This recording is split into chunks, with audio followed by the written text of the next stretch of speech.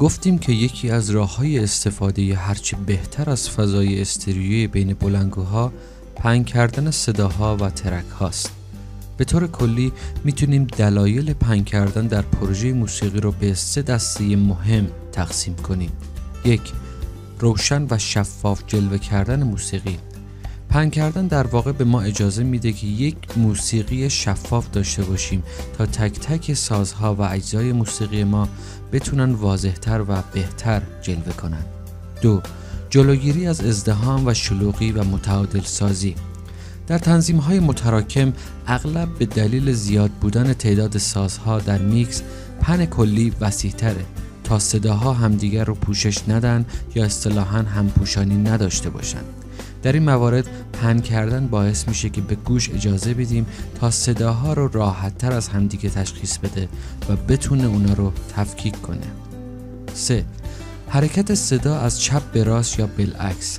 این حرکت میتونه داینامیکی جذاب و مهیج برای مواقع خاص در میکس رو ایجاد کنه.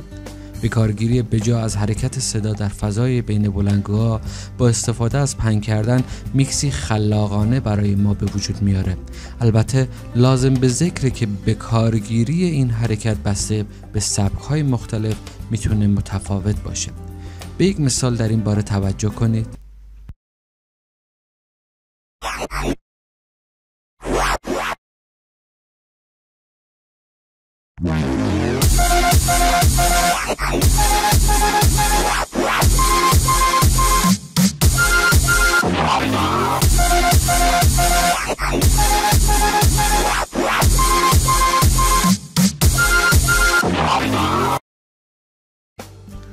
حالا پس از انجام مرحله پهن و میکس استریو باید به سراغ میکس مونو بریم.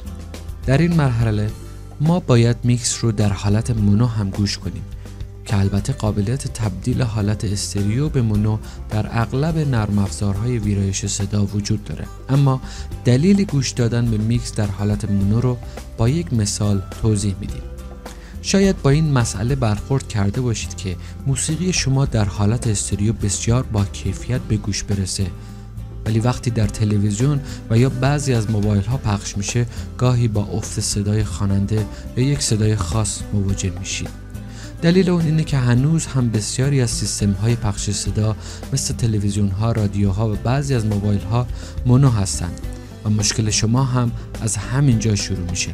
ما با گوش دادن و تست کردن میکس در حالت مونو باید مطمئن بشیم که در این حالت از این قبیل مشکلات وجود نخواهد داشت.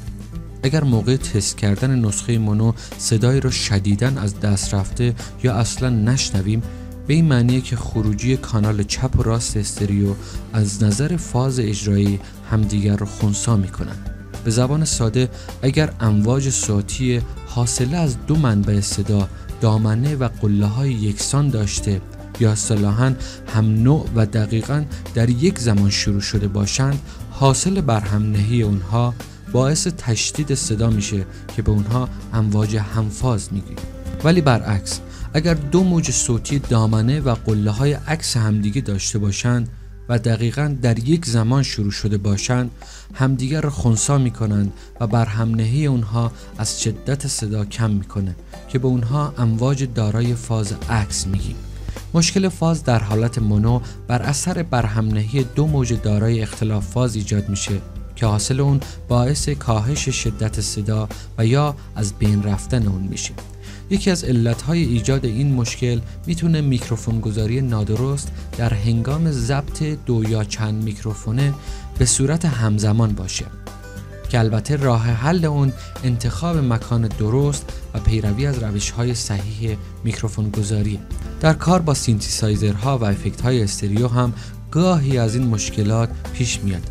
مثلا یک صدای پد بسیار گسترده ممکنه در حالت استریو عالی و شگفت‌انگیز باشه، ولی آیا این کیفیت در حالت مونو هم ایجاد میشه؟ همچنین استفاده از افکت‌های استریو میتونه مشکل مشابهی ایجاد کنه. پس همواره باید در این موارد دقت کنیم و مطمئن باشیم که مشکل فاز نخواهیم داشت. گاهی برای برطرف کردن این مشکل در 2 موج دارای اختلاف فاز دادن تأخیر یا دیلی یک تاستی 5 میلی ثانیه به یکی از صداها میتونه اختلاف فاز رو کم کنه و از پوشش دادن و خنثی کردن صدای دیگه جلوگیری کنه. و یا به تنظیم کار برگشته و با تغییر در اکتاو و اجرای مجدد یکی از صداها و سازها و ایجاد دامنه و قله جدید مشکل رو برطرف کنید.